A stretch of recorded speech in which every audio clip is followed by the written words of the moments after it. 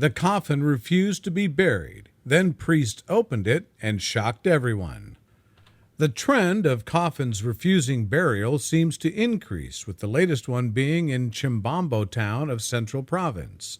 The country has in the recent past recorded similar episodes, starting with Malenge district in Luapula province, Luano in Central Province, and Mazabuka in Southern Province.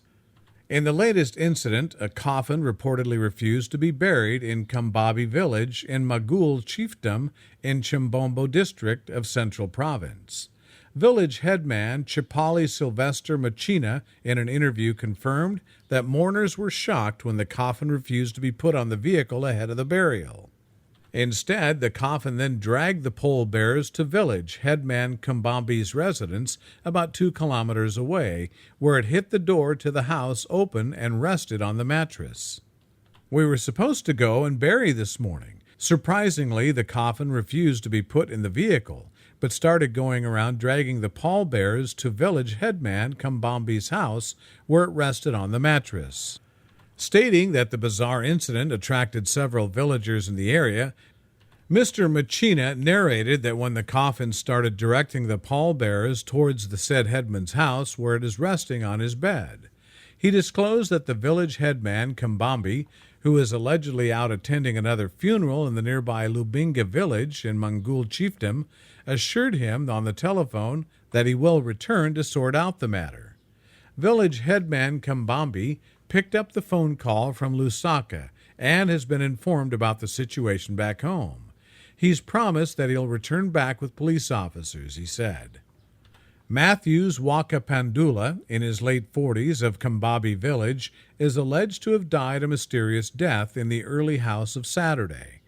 Kayoma District Commissioner Kennedy Lyal Mumbaga said it took the reinforcement of soldiers who were led by the battalion commander from the army barracks who went to retrieve the coffin, and forced burial was ordered by the DC in the afternoon. This is not the first time for shocking news like this to have happened in Zambia. In a similar occurrence that happened in May 2017 in a Zambian village, a corpse refused to be buried until it led villagers to the house of its killer. The video of the incident was shared online by an official with the Zambia Ministry of Foreign Affairs, Hagra Tembo. He wrote, "A body refused to be buried until it took villagers to a house where the person behind the death of the deceased resides." In the video, the villagers were all shocked when undertakers were being controlled by the corpse, who turned them around until it led them to its killer's house. Meanwhile, one of the eyewitnesses, who sought anonymity, explained that the drama started around 1000 hours, when the coffin refused to be put in the vehicle. People were shocked when pallbearers were trying to put the coffin in the vehicle. The cover flipped open and it started dragging them, going in circles. When it reached village headman Kambabi, it hit the door open and went and rested on the mattress. Right now, the coffin is on the mattress and scores of mourners have gathered at the village headman's residence about 2 kilometers from the funeral house, the eyewitness said. The eyewitness said village headman Kambabi allegedly left his home for Chilundi today, thereby raising suspicions among the community, especially after what has transpired thereafter. It wasn't the only accident. A mourning family in Nyamira was thrown into panic after a hearse ferrying the body of their kin was involved in an accident. It is alleged that the departed was protesting against his body being viewed at his father's ancestral home. Speaking to the Nairobian, Charles Ombi, a close relative, said Stephen Akindo, the deceased, was a teacher at Mashoko in Kisii County and rarely visited home. Ombi revealed that on the burial day, they started the journey well, but upon reaching Kiuma village in North Mugurango constituency, the hearse veered off the road and crashed into an electricity post. The coffin was thrown out of the car. We were all in shock. We couldn't explain what exactly was happening. The body lay on the roadside for close to an hour when the driver scattered from the scene, he said. The mourners reassembled the coffin, tightly fastened it with ropes after collecting the body, which suffered dents.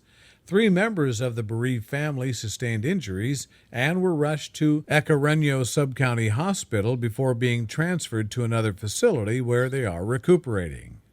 Further, Ombi alleged that Oquendo could have been bewitched because he suffered from a mysterious disease. His lower limbs began swelling, followed by his chest. Later, he developed respiratory complications, which the doctors couldn't treat, he said. Mark Omesi, a resident, told the Nairobian, "This person has not been living here at home and for a long time. He's been away with his family. His sickness is as a result of witchcraft. He was a calm soul who didn't have any grudges with anyone," he said. Florence Tubman, the principal of Angchika Secondary, where the late Oquendo taught English and religious studies, described him as a calm and devoted man.